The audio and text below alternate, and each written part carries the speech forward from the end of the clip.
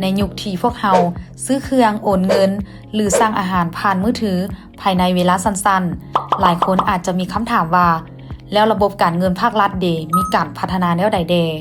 มื้อนี้ภาพลักษณ์ของการไปต่อคิวรอท่าจ่ายค่าภาษีอากรและพันธะอื่นๆแบบเก่าๆที่ต้องถือเอกสารหลายๆกำลังจะกลายเป็นอดีตเพราะกระทรวงการเงินกำลังเดินหน้าปฏิรูประบบการจัดเก็บรายรับเข้างบประมาณแห่งรัฐให้กลายเป็นดิจิตอลอย่างเต็มรูปแบบแต่คำถามคือ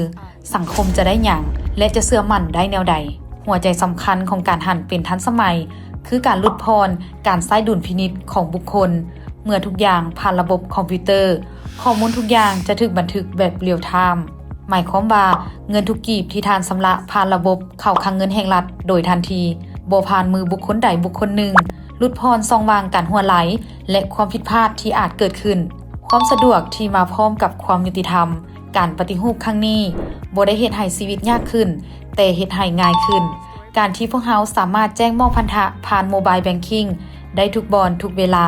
บ่แม่นเพียงแต่ความสะดวกแต่คือความยุติธรรมเมื่อระบบฐานข้อมูลเชื่อมโยงกันจะสร้างความเสมอภาคให้กับผู้ประกอบการทุกคนเข้าระบบเดียวกันเสียภาษีอากรและพันธะอื่นๆตามระเบียบการ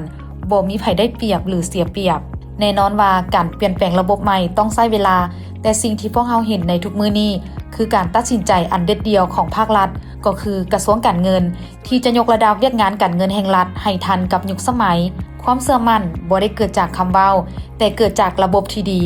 เมื่อเราเห็นว่าระบบสามารถตรวจสอบได้โปร่งใสและเข้าถึงง่ายนั่นคือจุดเริ่มต้นของความมั่นคงทางเศรษฐกิจของสปป.ลาวที่จะส่งผลดีต่อลูกหลานของพวกเราในอนาคต